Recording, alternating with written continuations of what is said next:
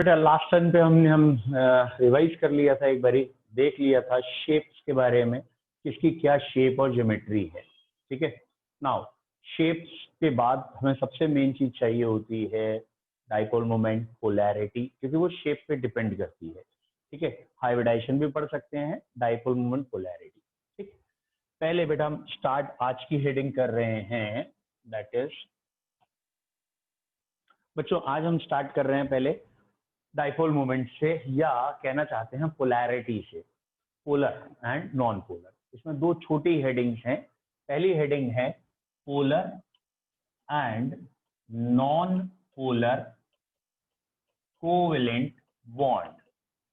कौन सा bond polar है और कौन सा नॉन पोलर है। बहुत शॉर्ट हेडिंग है, सिंपल है बेटा। पोलर का मतलब होता है चार्ज सेपरेशन आना, एक तरफ प्लस पोल बन जाए और एक तरफ माइनस पोल्स बन जाए, तो प्लस और माइनस पोल्स जहां बनेंगे वो कंपाउंड कहलाएंगे polar. What I mean to say, अगर ये H है और ये Cl है, इनके बीच में कोवेलेंट बॉन्ड है, तो जो लोन पेयर होता है, सॉरी जो बॉन्ड पेयर होता है, वो क्लोरीन के कुछ पास चला जाता है। ये आपने पीरियोडिक टेबल में पढ़ा है, क्यों चला जाता है क्लोरीन के थोड़ा सा पास, क्योंकि क्लोरीन की इलेक्ट्रोनेगेटिविटी हाइड्रोजन से ज्यादा है। इलेक्ट्रोनेगेटिविटी ज्यादा होने की वजह से क्लोरीन ने इलेक्ट्रॉन अट्रैक्ट किया। अगर क्लोरीन ने इलेक्ट्रॉन अट्रैक्ट कर लिया तो यहां आ गया बेटा कुछ नेगेटिव चार्ज, यहां आ गया कुछ पॉजिटिव चार्ज। ये चार्ज सेपरेशन होना, ये दोनों एक बॉन्ड में चार्ज सेपरेशन हो जाए, एक तरफ नेगेटिव चार्ज आ जाए, एक तरफ पॉजिटिव चार्ज आ जाए, it is called as polar. इसे कहते हैं बॉन्ड पोलराइज होना। ठीक है, तो बॉन्ड पोलराइज का मतलब आई होप सो क्लियर है सबको। What is polar covalent bond and what is non polar covalent bond.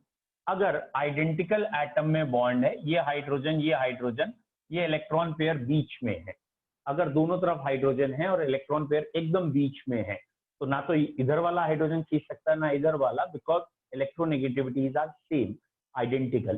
तो कोई चार्ज सेपरेशन नहीं आया, ना इस पे कोई चार्ज है ना इस पे कोई चार्ज है, और ऐसा वाला covalent bond obviously non polar होगा।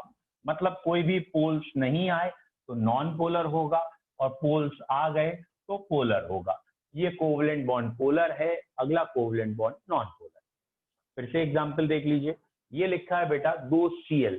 अगर बेटा ये Cl है और ये Cl है, तो it is a common sense, chlorine electronegative होता है, लेकिन दूसरा भी क्लोरीन है तो वो भी इलेक्ट्रोनेगेटिव है, तो ऑब्वियसली चार्ज सेपरेशन नहीं है। और अगर चार्ज सेपरेशन नहीं है तो अब मैं शॉर्ट में लिख दे रहा हूं, ये नॉन पोलर है। और अगर ये सपोज अमोनिया है या कोई और बॉन्ड ले लेते हैं, HF बॉन्ड है, तो ये इलेक्ट्रॉन फ्लोरीन की तरफ जाएंगे, ये चार्ज सेपरेशन हो जाएगा, ये वाला बॉन्ड पोलर हो जाएगा। तो जब भी दो डिफरेंट एलिमेंट्स के बीच में बॉन्ड होगा, एक की इलेक्ट्रोनेगेटिविटी दूसरे से ज्यादा होगी, तो वो वाला बॉन्ड पोलर हो जाएगा। और अगर इलेक्ट्रोनेगेटिविटी डिफरेंस ऑलमोस्ट जीरो है, नेग्लिजिबल है, तो वो बॉन्ड नॉन पोलर। तो पोलर और non polar covalent bond hopefully clear है। टाइप करो 1 या 2 अगर आपको समझ में आ गया पोलर और non polar. Very good, okay. Yash बेटा आपको क्या दिक्कत आ रही है बताइए। सर वीडियो हो ही नहीं पाई सर। मैं समझ नहीं पाया, फिर से बोलना बेटा। वीडियो हाँ नेटवर्क इशू की वजह से सर वीडियो चालू ही नहीं हो पाई। चलेगा, ठीक है, एक बारी मैं फिर बता देता हूँ। एक सिंपल पॉइंट है, क्योंकि ऐसा कोई वो नहीं है बेटा। पोलर और नॉन पोलर के लिए जो बेसिक वर्ड है वो इलेक्ट्रोनेगेटिविटी है। आप एक सिंपल भाषा में समझिए कि यहाँ पे एक प्राणी खड़ा है, यहाँ पे एक प्राणी खड़ा है, इनके बीच में चल रहा है टग ऑफ वॉर, मतलब वही रस्साकशी जिसे कहते हैं।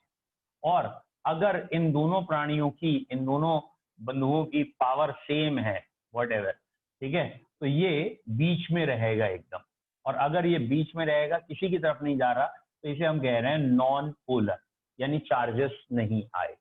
और अगर एक प्राणी ये थोड़ा मेरे टाइप का है, गुलू मुलू है, ठीक है, और ये एक सूखा साका है, और सपोज दैट ये वाले इलेक्ट्रॉन ये सूखा वाला खींच लेता है या वो खींच लेता है, व्हाटएवर। तो आपको खाली एग्जाम्पल पे जाना है, ठीक है, ये ज्यादा नहीं सोचना है। तो अगर दोनों में डिफरेंस होगा तो चार्ज सेपरेशन आएगा, चार्ज सेपरेशन आएगा तो वो पोलर हो जाएगा, और दोनों प्राणी सेम होंगे तो नॉन पोलर होगा। तो it is a basic word कि पोलर कौन सा है, नॉन पोलर कौन सा है, ठीक है। अब मेन पॉइंट पे आते हैं बेटा। ये तो बहुत सिंपल बात थी कि दोनों सेम एलिमेंट होंगे, एकदम एक जैसे होंगे तो नॉन पोलर होगा, डिफरेंट एलिमेंट होंगे, इलेक्ट्रोनेगेटिविटी में अंतर होगा, पोलर होगा। Bond, now the important is compound. बेटा अब हमें बात करनी है polar and non polar compound. बच्चों एक कंपाउंड में ऑब्वियसली एक से ज्यादा बॉन्ड हो सकते हैं। वन कंपाउंड में have more than one bonds, for example CO2, या हमारे लेवल में सबसे ज्यादा पूछा जाता है NH3, BF3, ये टीचर्स के फेवरेट है। तो ये जो CO2 है, इस CO2 का आप स्ट्रक्चर जानते हैं, इसीलिए मैं हमेशा शेप के बाद इसे पढ़ाता हूं, पहले आपके दिमाग में शेप आ जाए। तो कल वाले लेक्चर को, पिछले लेक्चर को देखिएगा, शेप आपको CO2 की याद आए, वेरी गुड। तो इसकी शेप लीनियर होती है, ये एंगल 180 डिग्री होता है। तो इस हेडिंग में अब हमें शेप चाहिए होगी, इसलिए कहा। नाउ द पॉइंट इज कि यहाँ पे ये जो CO2 है, ये पूरा का पूरा CO2 मॉलिक्यूल, ये पोलर है या नॉन पोलर है? This complete CO2 molecule is polar और नॉन पोलर। अब आप ये तो जानते हैं, जो हमने पहले देखा कि कार्बन ऑक्सीजन अलग अलग एलिमेंट, ये इलेक्ट्रोनेगेटिव ज्यादा, इलेक्ट्रॉन खींच लेगा, यहां नेगेटिव चार्ज, यहां पॉजिटिव चार्ज, मतलब कार्बन ऑक्सीजन बॉन्ड पोलर है। कार्बन एंड ऑक्सीजन बॉन्ड में चार्ज सेपरेशन है, यहां पे भी कार्बन ऑक्सीजन में चार्ज सेपरेशन है, दोनों जगह चार्ज सेपरेशन है, ठीक है। Now the point is that कि ये पूरा कंपाउंड में नेट चार्ज सेपरेशन है या नहीं। तो इस चीज को निकालने के लिए यहां पे एक नया वर्ड दिया गया, जिसका नाम रख दिया गया डाइपोल मोमेंट। तो डाइपोल मोमेंट क्या है? What is dipole? डाई मतलब दो, पोल मतलब चार्जेस, दो अपोजिट चार्जेस हैं, डाइपोल उसे कहेंगे। जैसे ये रॉड है, इस रॉड के इधर माइनस है, इधर प्लस है, तो ऑब्वियसली ये माइनस प्लस बराबर होंगे, क्योंकि जितने इलेक्ट्रॉन इसने खींचे हैं उतने ही इससे दूर गए। तो अब इस रॉड में जो नेट मूवमेंट हो सकता है, या जो जो नेट इसके चार्ज की वजह से ओवरऑल हम निकाल सकते हैं पोलैरिटी कि कितना पोलर है, तो उसके लिए एक हेडिंग बनाई है डाइपोल मोमेंट। और वो हेडिंग ये है कि dipole moment is charge into distance, charge multiplied by distance. कोई भी एक चार्ज ले लेंगे और उन दोनों एटम के बीच की डिस्टेंस लेंगे, इस मल्टीप्लाई को हम कहेंगे डाइपोल मोमेंट। इसे म्यू से शो कर देते हैं, और ये एक वेक्टर क्वांटिटी है। What is vector? फिजिक्स में पढ़ लिया, those quantities in which magnitude as well as direction. तो यहाँ एक डायरेक्शन भी बताना पड़ेगा।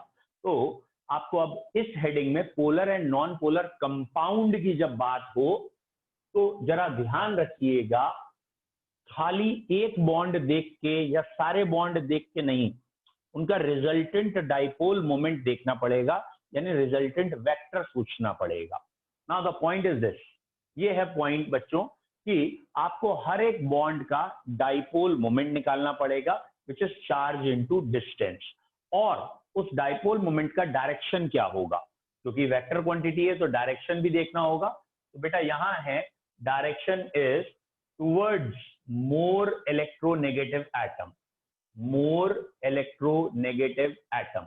जैसे यहां मैंने ये एरो इस तरफ की ओर लगा हुआ है, आप देखिए, यानी कार्बन और ऑक्सीजन में वो इलेक्ट्रॉन ऑक्सीजन की तरफ जा रहे हैं, तो मान लिया इसका डाइपोल मोमेंट टुवर्ड्स ऑक्सीजन है।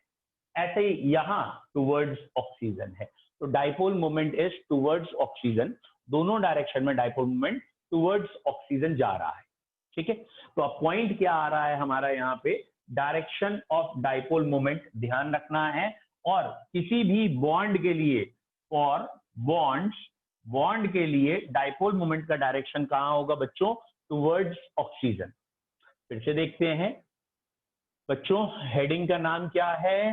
हेडिंग का नाम है polar and non polar covalent compound. ठीक है, और इस हेडिंग को कैसे करना है बेटा? इसे देखना है from resultant dipole moment. Resultant dipole moment का क्या मतलब है? एक से ज्यादा डाइपोल होंगे, उन सबका रिजल्टेंट निकालेंगे। अब ये ध्यान होना चाहिए, ये जो डाइपोल मोमेंट है, it is represented by mu and it is a vector quantity. बच्चों बस ये पॉइंट याद रखिएगा, वेक्टर क्वांटिटी है तो वेक्टर ही लॉज लगेंगे एडिशन और सब्सट्रैक्शन के, वेक्टर लॉ से ही काम करना है। डाइपोल मोमेंट का फॉर्मूला है चार्ज इनटू डिस्टेंस, और डाइपोल मोमेंट की डायरेक्शन जो हमें लेनी है, एक लेनी है बॉन्ड पेयर के लिए, यानी जिसने बॉन्ड बनाया है, towards more electronegative element, towards more electronegative element. और बच्चों लोन पेयर का जो डायरेक्शन मानी गई है, away from molecular axis, molecular axis या मॉलिक्यूल से अवे है। अभी समझा रहा हूं ये क्या है, ये क्या है, ये अभी समझा रहा हूं। और बच्चों ये आप पहले से जानते हो, आई होप सो, कि वेक्टर्स का एडिशन कैसे करते हैं। ठीक है, √p² plus pq² plus 2pq cos theta, ये वेक्टर का law of parallelogram, this one जो आपने फिजिक्स में पढ़े हैं, तो उस तरीके से हमें सोचना है। ठीक है, नाउ बेटा अब हम लौट के आते हैं अपने क्वेश्चन पे। ये है CO2, यहां पे CO2 में 2 बॉन्ड हैं, और ऑब्वियसली जैसा ये वाला बॉन्ड है वैसा ही वो है, यानी इट इज एग्जैक्टली सिमेट्रिकल। तो जितने इलेक्ट्रॉन इधर आए हैं उतने ही इलेक्ट्रॉन उधर गए हैं, एग्जैक्टली सिमेट्रिकल। यानी यहाँ का डाइपोल मोमेंट, अगर मैं थोड़ी देर के लिए कह रहा हूं μ1 है और यहाँ का डाइपोल मोमेंट μ2 है, क्या आपको समझ में आता है? μ1 और μ2 की value, numerical value exactly same होगी, बस साइन उल्टा होगा, एक प्लस और एक माइनस। अगर वेक्टर पढ़े तो समझ में आना चाहिए। फिर से सोचिए क्यों? क्योंकि डाइपोल मोमेंट होता है charge into distance, carbon oxygen charge भी सेम है, डिस्टेंस भी सेम है, डायरेक्शन उल्टी है, एक में डायरेक्शन इस तरफ आ रही है, दूसरे में डायरेक्शन उस तरफ। नाउ अब मैं कहूं इसका रिजल्टेंट निकालो, तो चाहो तो आप पूरा रिजल्टेंट निकाल लीजिए, जैसे निकाला जाता है √p² q² 2pq cos theta, या फिर एक कॉमन सेंस लगा लो। What is the common sense? Very good, बिल्कुल सही बेटा, आंसर 0 आएगा। क्यों आएगा आंसर 0? कॉमन सेंस क्या कहता है कि भैया ये सिमेट्रिकल फिगर है। Whenever the figure is symmetrical, जब भी सिमेट्रिकल फिगर होगी तो ऑब्वियसली रिजल्टेंट 0 ही आना है। क्यों? सारे एक दूसरे को कैंसिल कर देंगे, इधर का डाइपोल उधर का डाइपोल एक दूसरे को कैंसिल करेगा, और कैंसिल करने की वजह से net dipole moment 0, net charge नहीं आएगा, इसलिए ये कंपाउंड नॉन पोलर हो गया। तो कौन सा कंपाउंड पोलर होगा, कौन सा नॉन पोलर? अगर रिजल्टेंट डाइपोल मोमेंट 0 है तो नॉन पोलर है बच्चों, और अगर रिजल्टेंट डाइपोल मोमेंट 0 नहीं है तो वो कंपाउंड पोलर है। तो पोलर के लिए आपको क्या देखना है? The resultant dipole moment should not be 0, resultant 0 नहीं होना चाहिए। अगर रिजल्टेंट 0 नहीं है तो पोलर है, और रिजल्टेंट 0 हो गया तो नॉन पोलर है। अगेन सिंपल तरीका, एकदम सिंपलेस्ट, अगर आपको फिगर सिमेट्रिकल लगेगी, एकदम सिमेट्रिकल, तो नॉन पोलर होगा। ये एक शॉर्टकट है, ध्यान रखिए। कौन कौन सी फिगर सिमेट्रिकल है बेटा? अगर लीनियर है, लीनियर, और ऑब्वियसली दोनों तरफ सेम है, एटम लगे हों, ये नहीं हो कि उन्होंने, ये वाला क्वेश्चन है बुक में, एक तरफ ऑक्सीजन है एक तरफ सल्फर है, अब लीनियर तो है, तो क्या इसका रिजल्टेंट 0 होगा? ना भैया, इसका रिजल्टेंट 0 नहीं है, क्योंकि इधर जो ऑक्सीजन है, ये लाला जी कुछ ज्यादा इलेक्ट्रोनेगेटिव हैं और ये लाला जी कम इलेक्ट्रोनेगेटिव हैं, तो ओवरऑल इलेक्ट्रॉन इधर जाएंगे, और ओवरऑल इलेक्ट्रॉन इधर जाएंगे, चार्जेस आ जाएंगे, ये पोलर हो जाएगा।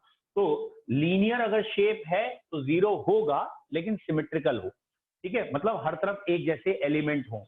फिर से बता रहा हूं बेटा, देखिए क्या कह रहा हूं कि अगर प्लेन ट्रायंगुलर शेप है, लीनियर पहले मैंने बोला, लीनियर का एग्जांपल बोला मैंने BeCl2 या अभी जो लिखा था CO2 या एसेटिलीन, ये सब जीरो डायपोल मोमेंट में आएंगे। ऐसे ही बेटा ट्राइगोनल प्लेनर जो कल हमने पढ़ा था BH3, अरे बहुत पूछा जाता है इसे तो याद कर लो, BH3 नॉन पोलर है, पीछे पड़े हुए इसके तो BH3 तो भैया BH3 नॉन पोलर है। क्यों नॉन पोलर है? क्योंकि ये सिमेट्रिकल शेप में है। ऐसे ही AlCl3 या BF3 BCl3 ये प्लेन ट्रायंगुलर हैं और एकदम सिमेट्रिकल हैं। यहाँ इस बोरॉन से 3 H लगे हैं और ऐसे ही एल्यूमिनियम से 3 F लगे हैं, 120 के एंगल पे हैं। आप रिजल्टेंट निकाल के देखेंगे तो भी जीरो ही आएगा, एक दूसरे को कैंसिल करेंगे, जो भी सिमेट्रिकल फिगर है सबका जीरो है।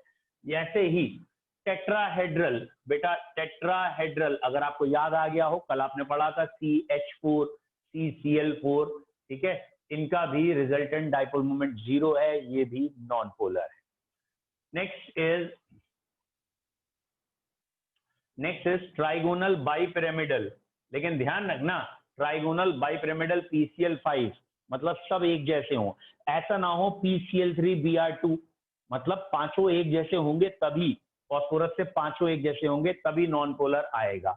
ऐसे ही बच्चों 6 के लिए अगर आपको याद आ गया हो, that is next one is octahedral geometry, octahedral SF6, तो ये भी नॉन पोलर है। तो ये नॉन पोलर के एग्जाम्पल हो गए।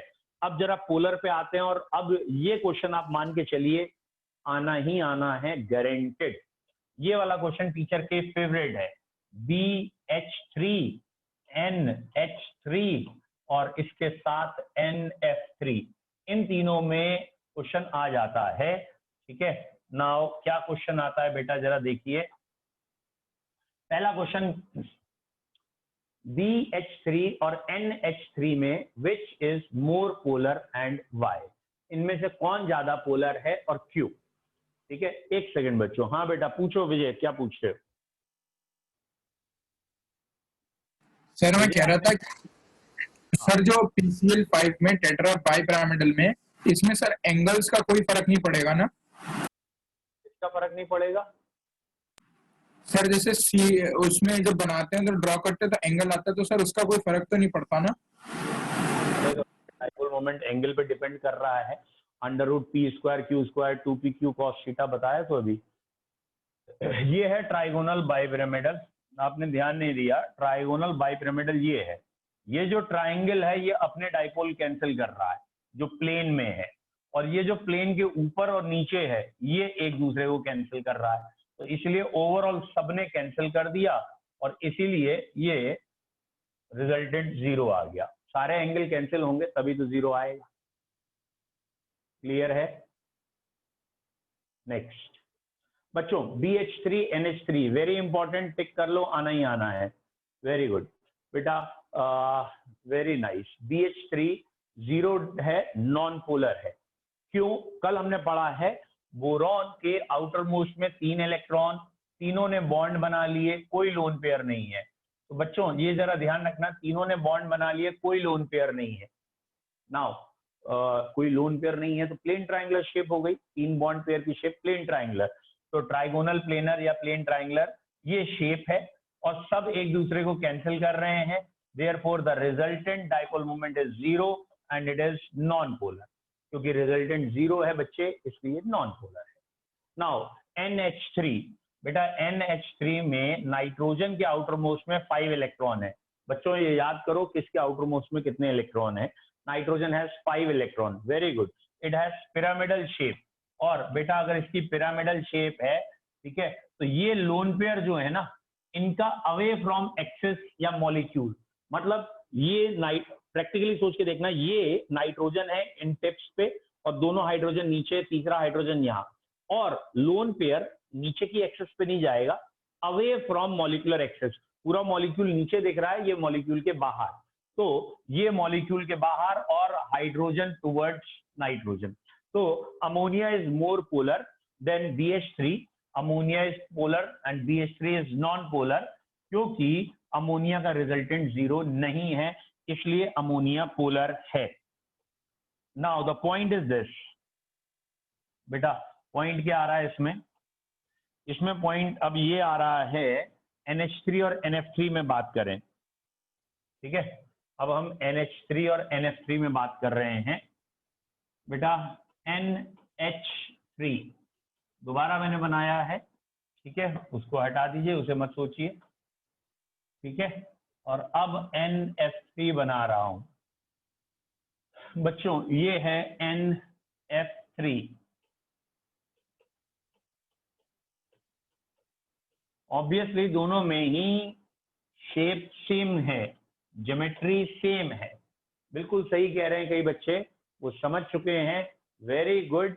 NH3 is more polar than NF3, बिल्कुल सही है। अब जिन्होंने नहीं पढ़ा उन्हें भी समझने दो एक बारी। बेटा एक्चुअली यहाँ नाइट्रोजन मोर इलेक्ट्रोनेगेटिव है, तो नाइट्रोजन ने इलेक्ट्रॉन ले लिए हाइड्रोजन से, यहां भी नाइट्रोजन ने इलेक्ट्रॉन ले लिए हाइड्रोजन से, और यहां भी नाइट्रोजन ने इलेक्ट्रॉन ले लिया हाइड्रोजन से। सारे इलेक्ट्रॉन नाइट्रोजन की तरफ पहुंच चुके हैं, और नाइट्रोजन से ये लोन पेयर अवे जा रहा है, तो सारे इलेक्ट्रॉन का मोमेंटम एक तरफ की ओर खींच रहा है। The whole momentum is towards one side.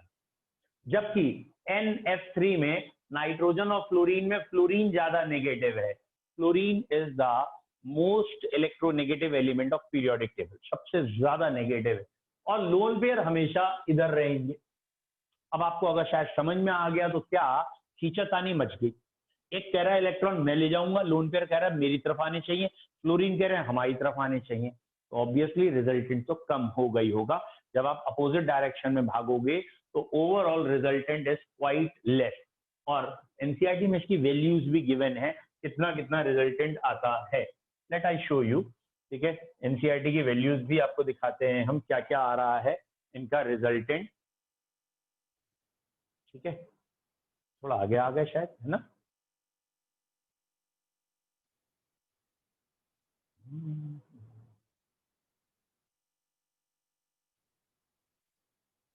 I hope so, यहीं कहीं होना चाहिए ओवरलैप या शेप। बच्चों ये रहा शेप, शेप पे ही डिपेंडेंट होते हैं सारे डायपोल मोमेंट, लेकिन पता नहीं ये लोग कैसे बिना शेप के भी क्वेश्चंस बता देते हैं, ठीक है। हाँ बेटा बोलो, ये रहा क्वेश्चन एनसीईआरटी में जो है, हाँ बोलिए। पेज 111 पे दिया। अच्छा, वेरी गुड।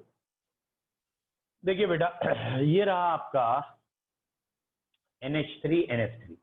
आई होप से एकदम साफ क्लियर हो अगर आपको, तो यहाँ पे वही जो डायग्राम हमने दिखाया था वही बताया गया है। N और H में नाइट्रोजन ने इलेक्ट्रॉन ले लिए हैं, और N और F में फ्लोरीन ने ले लिए हैं। लोन पेयर हमेशा आउटवर्ड है। इसकी वैल्यू आ रही है 4.9 into 10⁻30 coulomb metre. Coulomb metre will be the unit, और इसे डिबाई में आप चेंज कर सकते हैं। 1 debye is 3.33 into 10⁻30 coulomb metre दे रखा है, 0.8 इंटू 10⁻30। तो कहाँ 4.9 कहाँ 0.8, that means a large difference is there. तो ये क्वेश्चन एनसीईआरटी का है, इसलिए बहुत इंपॉर्टेंट है, और इन्होंने ऐसे ही पीछे छोटा मोटा और दे रखा है। ये रहा BF3 या BH3 की, ये नॉन पोलर है। ये नॉन पोलर क्यों है आप समझ चुके हैं। इसका जो रिजल्टेंट आएगा वो 0 आएगा, एज इट हैज लीनियर और you can say sorry plane triangular shape, symmetrical shape. ये रहा BF2, ये इन्होंने डाइपोल दिखाया है, एक इस डायरेक्शन में जा रहा है, एक इस डायरेक्शन में, तो रिजल्टेंट 0 आ जाएगा, और रिजल्टेंट 0 आने की वजह से नेट जो बॉन्ड्स होंगे वो एक दूसरे को कैंसिल कर देंगे, और आप कह सकते हैं 0 डाइपोल मोमेंट आ गया। ये दिखाया इन्होंने वाटर, और वाटर का इन्होंने डाइपोल मोमेंट दिखाया है कि नेट वाटर का डाइपोल मोमेंट ऑक्सीजन से बाहर की तरफ जाएगा, और वो 1.85 डिबाई या 1.85 इंटू 3.33 इंटू 10⁻30 कूलम मीटर में लिख सकते हैं। 1 debye is 3.33 into 10⁻30 coulomb metre. ये लिखा है dipole moment is charge into distance, that is separation between atom and expressed in Debye units, ठीक है। और ये कन्वर्जन फैक्टर था डिबाई और कूलम मीटर के बीच में कन्वर्जन फैक्टर है ये। और ये इसका क्वेश्चन आपका जो सबसे ज्यादा पूछा गया है, NH3 एंड NF3। ठीक है, I hope so dipole moment अब आपको क्लियर है। डाइपोल मोमेंट में किसी को दिक्कत है तो पूछिए। फास्ट क्लियर है, बहुत बढ़िया। अब मैं इसके ना थोड़ा सा एक लेवल का क्वेश्चन कराता हूं, एक पॉइंट, एक स्टेप ऊपर। अब देखता हूं कौन बच्चा उस क्वेश्चन को कर लेगा। एक स्टेप करा रहा हूं, बहुत ज्यादा नहीं बेटा, सिर्फ एक स्टेप ऊपर। ये है बेंजीन की रिंग और यहाँ लगा है OH, यहाँ लगा है OH। एक और बेंजीन की रिंग, यहाँ लगा है Cl, यहाँ लगा है Cl। First case, second case. Question is this, which is more polar and why, या बोथ आर नॉन पोलर। इन दोनों में, इसमें पैरा पोजीशन पे बेंजीन पे आमने सामने 2 OH लगे हैं, यहाँ 2 Cl लगे हैं। विच इज मोर पोलर।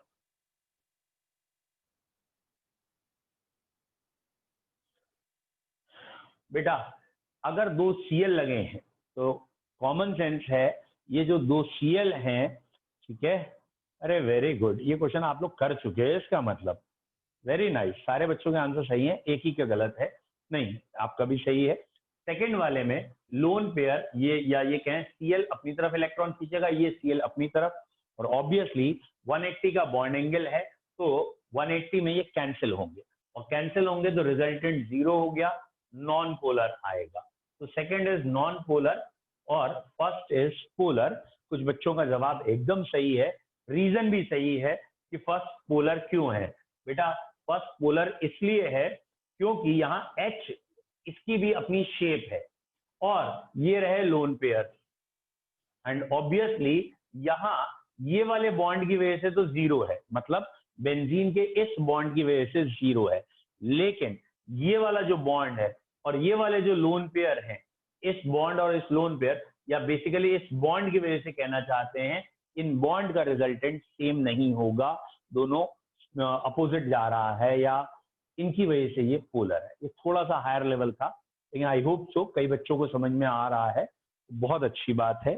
पोलर और नॉन पोलर, अगर बच्चों आपको समझ में आया पोलर और non polar, it completely depends on geometry and shape, not on just the names.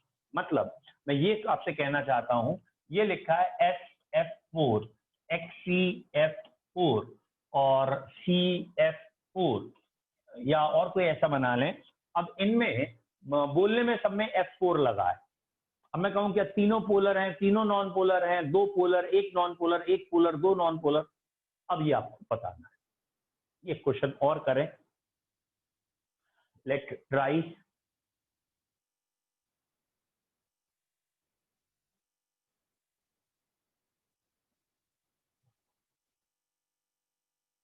ठीक है, देखिए मैं बताता हूं आपको इसमें। ठीक है बेटा, एक एक करके देखिए। इसमें सबसे पहले SF4 लिखा था तो वही बता रहे हैं, ठीक है। तो जो SF4 है बच्चों, इसमें सल्फर सेंटर में है। सल्फर के पास 6 इलेक्ट्रॉन होते हैं, try to remember this. Sulphur के पास 6 इलेक्ट्रॉन है, 6 इलेक्ट्रॉन में से फ्लोरीन तो 4 ही है। अब बेटा जरा दिमाग लगाओ, 4 बॉन्ड पेयर 1 लोन पेयर, मतलब कल जो पढ़ा था, 4 बॉन्ड पेयर 1 लोन पेयर, 5 आ गए, 5, 4 बॉन्ड पेयर 1 लोन पेयर। तो शेप होनी चाहिए ट्राइगोनल बाइपिरामिडल, लेकिन शेप होती है सीसॉ। और अगर ये सीसॉ शेप है तो it is the common sense ये सिमेट्रिकल नहीं है। सीसॉ में, कैंची में एक तरफ की आर्म दूसरी तरफ की आर्म से अलग होती है, और लोन पेयर भी हैं, और लोन पेयर कैंसिल भी नहीं हो रहे, इट इज पोलर। तो पहला वाला हमारा पोलर है और उसमें सेंट्रल एटम पे एक लोन पेयर है। Second is XeF4। बेटा XeF4 में जेनॉन के आउटर मोस्ट में 8 इलेक्ट्रॉन है, because it is a noble gas. 8 में से 4 फ्लोरीन जुड़ गए हैं, और बच्चों यहाँ 2 लोन पेयर आ गए, एक ये एक ये, देयर आर 2 लोन पेयर्स। और आई होप सो अगर आपको दिख गया हो कि टोटल 6 थे, 4 बॉन्ड पेयर 2 लोन पेयर, 6 की शेप होती है ऑक्टाहेड्रल, 2 लोन पेयर आने पे शेप होती है स्क्वायर प्लेनर। याद करो, स्क्वायर प्लेनर शेप होने पर ये लोन पेयर एक दूसरे को निपटाएंगे और चारों बॉन्ड पेयर एक दूसरे को निपटाएंगे। इसका मतलब ये non polar. HCF4 is non polar with 2 lone pairs on xenon। Last CH4, ठीक है, या CF4, इट इज इजियर। ठीक है बेटा, CH4 क्यों इजी मैंने कहा, कार्बन के पास 4 इलेक्ट्रॉन होते हैं और 4 ही बॉन्ड बन गए और कोई लोन पेयर नहीं है। इट इज परफेक्ट टेट्राहेड्रल और सारे एक दूसरे को कैंसिल कर देते हैं, और इसलिए अगर सारे कैंसिल कर चुके हैं then resultant in 0, and if resultant in 0 it is non polar. तो फर्स्ट वाला बेटा पोलर था, बाकी दोनों इसमें नॉन पोलर है। कोई डाउट तो पूछो, कोई डाउट नहीं। तो बेटा आपको क्या ध्यान रखना है इन क्वेश्चंस में, डाइपोल मोमेंट या पोलैरिटी में, कि आपको शेप पता हो। शेप पता होगी तो आप जल्दी कर लेंगे। शेप कैसे पता होगी, ऑब्वियसली पिछला लेक्चर को थोड़ा सा और डीप देखिए कि शेप के लिए कितने बॉन्ड पेयर कितने लोन पेयर हैं, उससे शेप आएगी। तो ज्यादा बेटर है बॉन्ड पेयर और लोन पेयर पे फोकस करिए। Now the next heading is, अगली हेडिंग इन्हीं से रिलेटेड हम पढ़ सकते हैं, hybridisation. What is hybridisation? Hybridisation किसे कहते हैं? ठीक है, आई होप सो आप लोग वर्ड जानते हैं ये कि हाइब्रिड वर्ड का मतलब क्या है। आजकल बहुत कॉमन है ये वर्ड। बेटा जब भी 2 कैरेक्टर मिक्स करते हैं तो उसे हाइब्रिड कहते हैं। एक होता है प्योर और एक होता है वर्ड हाइब्रिड। ठीक है, तो प्योर और हाइब्रिड में अंतर आपको क्लियर होगा। ठीक है, the word is hybridisation. Okay, ठीक है। तो अब आपको यहाँ क्या ध्यान रखना है, जैसे सीड से सोचते हैं, सीड, तो जो बीज या सीड होता है, मान लो एक सीड है जो टॉल प्लांट देता है लेकिन फ्रूट्स नहीं है। एक सीड है जिसका प्लांट तो शॉर्ट है लेकिन फ्रूट्स बहुत है, तो ऑब्वियसली हम हाइब्रिड बनाएंगे। कॉमन सेंस बेटरमेंट के लिए काम करेंगे, हाइट यहाँ की लेंगे, फ्रूट यहाँ के लेंगे, तो अब जो पेड़ आएगा वो बेटर आएगा, उसमें दोनों चीजें होंगी, हाइट भी होगा फ्रूट भी होगा, और ये वाला सीड हाइब्रिड कहलाएगा इन दोनों का। तो बेसिकली आपको यही यहाँ पे कह रहे हैं, hybrid is always done for betterment. कभी हाइब्रिडाइजेशन के बाद गड़बड़ नहीं होती, या ये कहें जो भी दोनों चीजें थी उनका जो भी बेस्ट था वो मिक्स कर दिया, that is hybrid. And what is hybridisation chemistry? Chemistry में क्या है, ये एक कंसेप्ट कह सकते हो, हाइपोथेटिकल कंसेप्ट है कि ये एक s ऑर्बिटल है, ये एक p ऑर्बिटल है, और इन s और p ऑर्बिटल के बीच में एनर्जी गैप है, थोड़ा सा एक लिटिल बिट एनर्जी गैप होता है। s को हम पहले भरते हैं, p को बाद में भरते हैं, अबव प्रिंसिपल एनर्जी गैप है। और अगर बॉन्ड बनाने से पहले ये एनर्जी गैप खत्म हो जाए, मतलब इन्होंने अपनी एनर्जी मिक्स की और फिर से रीडिस्ट्रीब्यूट कर ली, 4 ऑर्बिटल ने मिक्स की और चारों ने रीडिस्ट्रीब्यूट कर ली, तो ये वाला जो हाइपोथेटिकल फिनोमिना है इसका नाम रखा गया है हाइब्रिडाइजेशन। तो बेटा हाइब्रिडाइजेशन एक हाइपोथेटिकल फिनोमिना है, और इसमें हम करते क्या हैं, इसमें हम मान के चलते हैं, लेट सपोज इट कि ऐसा हुआ होगा कि जो छोटे मोटे एनर्जी गैप हैं वो बॉन्ड बनाने से पहले जितने ऑर्बिटल्स हैं वो मिक्स करके एनर्जी गैप्स खत्म कर लेते हैं। और अब इसका नाम, बेटा इस ऑर्बिटल का नाम क्या हो जाएगा, पहले इसका नाम था s, इनका नाम था p, इनका नाम था p, इनका नाम p, ये प्योर ऑर्बिटल थे पहले। अब इन सबका नाम हो गया sp3, इन चारों का नाम हो गया sp3। What is the point, चारों की एनर्जी बराबर हो गई। कहने का मतलब अब इस ऑर्बिटल के अंदर खाली अपना s कैरेक्टर नहीं है, p के कैरेक्टर भी हैं, और s के साथ साथ p के कैरेक्टर भी हैं, इसलिए इस हाइब्रिडाइजेशन का नाम sp, p के 3 ऑर्बिटल्स के कैरेक्टर हैं तो sp3। दैट मींस sp3 में टोटल 4 ऑर्बिटल होंगे, जिसमें से एक s होगा, 3 p होंगे, और इन चारों की एनर्जी अब बराबर हो चुकी होगी।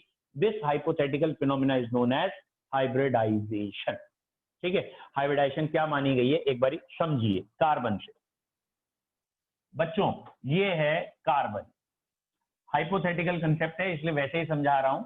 ये कार्बन है, कार्बन में 4 इलेक्ट्रॉन आउटर मोस्ट शेल में होते हैं।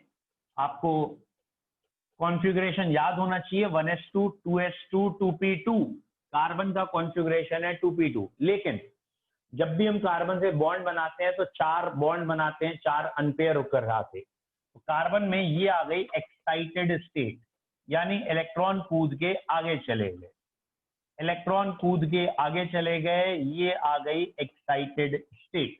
कार्बन के पास 4 अनपेयर इलेक्ट्रॉन हो गए। अब बच्चों कार्बन के पास ये 4 अनपेयर इलेक्ट्रॉन हैं, जिसमें से एक अनपेयर इलेक्ट्रॉन s ऑर्बिटल में है, बाकी 3 अनपेयर इलेक्ट्रॉन बेटा p ऑर्बिटल में है। ये रहा p ऑर्बिटल का शेप, ये रहा p ऑर्बिटल का शेप, ये रहा p ऑर्बिटल का शेप। तो कार्बन में एक s ऑर्बिटल में इलेक्ट्रॉन है, बाकी 3 p में है। लेट सपोज मीथेन बन रहा है, चारों तरफ से H आके ओवरलैप कर रहा है। अगर 4 H आके ओवरलैप करेंगे, हाइड्रोजन का इलेक्ट्रॉन ऑब्वियस सी बात है S में होता है 1s1, तो ये हाइड्रोजन आ गया, ये हाइड्रोजन आ गया, ये हाइड्रोजन, ये हाइड्रोजन, तो ये ओवरलैप हुआ। तो आई होप सो आपके दिमाग में आना चाहिए कि कार्बन से ये जो 4 बॉन्ड बने हैं, क्या चारों की एनर्जी एक जैसी है, या आपके दिमाग में आना चाहिए कि 3 बॉन्ड जो इन 3 से बने हैं उनकी एनर्जी तो एक जैसी होगी, ये ओवरलैप, और एक बॉन्ड जो यहां से बना है इसकी एनर्जी कम होनी चाहिए, ये आपके दिमाग में आना चाहिए। अब जब हमने एक्सपेरिमेंट किया तो एक्सपेरिमेंट में कार्बन के जो चारों बॉन्ड थे उनके सारे पैरामीटर एक जैसे आ रहे थे। पैरामीटर समझते होगे है ना, व्हाट आर पैरामीटर, जैसे बॉन्ड लेंथ, बॉन्ड एनर्जी, ये पैरामीटर्स होते हैं, बॉन्ड एंगल। तो कार्बन के मीथेन के अंदर चारों बॉन्ड एक जैसे आ रहे थे। अब जरा सोचना, तुम्हें क्या चीज पहले समझ में आ गई थी इससे, क्या चारों बॉन्ड एक जैसे आएंगे? तुम्हारे दिमाग में आ रहा था नहीं 3 बॉन्ड एक जैसे आएंगे, क्योंकि 3 ऑर्बिटल एक जैसे हैं, जो मैंने यहाँ येलो कलर से दिखाए, 3 ऑर्बिटल एक जैसे हैं इसलिए 3 बॉन्ड एक जैसे आने चाहिए। लेकिन चारों बॉन्ड एक जैसे मिले बाद में, बॉन्ड बनने के बाद माइक्रोस्कोप से एक्सरे से देखा गया चारों बॉन्ड एक जैसे हैं। तो फिर क्या सोचा साइंटिस्ट ने कि भैया अगर चारों एक जैसे हैं इसका मतलब ये चारों ऑर्बिटल अपनी एनर्जी बराबर कर चुके हैं। जैसे तुम्हें 3 समझ में आ गया था कि 3 एक जैसे होंगे, प्रैक्टिकली चारों एक जैसे निकले, तो इसका मतलब चारों ने अपनी एनर्जी मिक्स कर ली थी और डिस्ट्रीब्यूट कर ली थी, इसीलिए चारों की शेप, चारों का एनर्जी लेवल, चारों से बॉन्ड लेंथ एक जैसी आ रही थी। तो इस कंसेप्ट को कहा गया हाइब्रिडाइजेशन। तो बेसिकली हाइब्रिडाइजेशन क्या है? It is redistribution of energies of atomic orbitals. याद रखना शेप भी बदल जाती है, हाइब्रिडाइजेशन के बाद शेप बदल गई। क्यों? ये पहले प्योर डंबल दिख रहा था, ये प्योर स्फीयर दिख रहा था, और हाइब्रिड बनने के बाद इसे हम ऐसे शो करते हैं। हाइब्रिड बनने के बाद एक लोब बड़ा और एक लोब थोड़ा छोटा शो करते हैं। और अगर हम डायग्राम ऐसा शो करेंगे, डंबल में एक डंबल काफी बड़ा और दूसरा डंबल थोड़ा सा छोटा उससे, या उससे काफी छोटा, तो ये हमारा रिप्रेजेंटेशन होगा हाइब्रिड ऑर्बिटल का। तो जब भी energy gap between S P, इनको हमें कम करना होता है या इसको कम कर रहे हैं कि बता रहे हैं, this hypothetical concept is known as hybridisation. बच्चों जैसे कि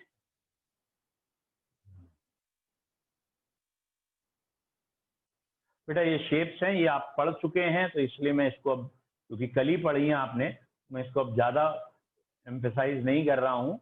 और एक बार आप गो थ्रू हो जाइएगा, शेप्स देखिएगा, किसी में दिक्कत हो तो बताइएगा। ये रही हमारी वैलेंस बॉन्ड थ्योरी कि बॉन्ड कैसे बनते हैं। ठीक है,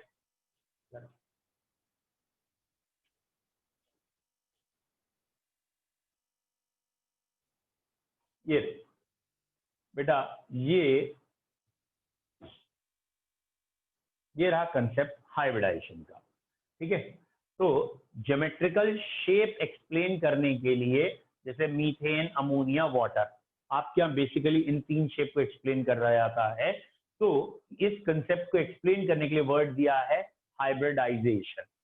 ठीक है, तो हाइब्रिडाइजेशन में बेसिकली एनसीईआरटी ने लिख दिया यहाँ पे कि शेप बता रहे हैं हम, बट जो समझने वाला पॉइंट अगर आप यहाँ देखें, दिस वन, ठीक है, क्या है, which can be defined as the process of intermixing of orbital of slightly different energy so as to redistribute their energy resulting formation of new set of orbitals। ठीक है, ये वो प्रोसेस है जिसमें जिन जिन की एनर्जी कम है या अलग है, थोड़ी बहुत डिफरेंट है, वो अपनी एनर्जी मिक्स करेंगे और ऑलमोस्ट इक्वल डिस्ट्रीब्यूट कर लेंगे। दिस फिनोमिना और this process is known as hybridisation. और बाद में शेप भी सेम हो जाएगी, एनर्जी भी सेम हो जाएगी। जैसे एक s और 3 p ऑर्बिटल अगर मिक्स करें तो बाद में 4 sp3 बनेंगे, 4 sp3 हाइब्रिडाइजेशन आ जाएंगे। बोलो क्लियर है बच्चों? बेसिक हाइब्रिडाइजेशन का मतलब क्लियर है। अगर एक s और 3 p ऑर्बिटल मिक्स होते हैं तो 4 sp3 हाइब्रिडाइजेशन आएंगे।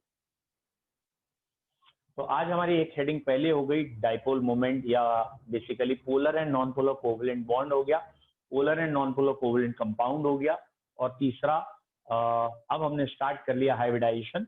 बेटा इस चैप्टर को हम मोस्ट प्रोबेबली कल या परसों में वाइंड अप करेंगे, और क्योंकि अब 15 से स्कूल भी खुल रहे हैं, हमारी ऑफलाइन कोचिंग भी खुलेंगी, और स्कूल खुलने के बाद होपफुली वो आपसे पहले 6 चैप्टर का टेस्ट ले लें मे बी, तो सारे बच्चों के लिए नेक्स्ट चैप्टर न्यू होगा और उसका कोई कनेक्शन नहीं है पीछे के chemical bonding, hybridisation, periodic table, इनसे कोई खास कनेक्शन नहीं है।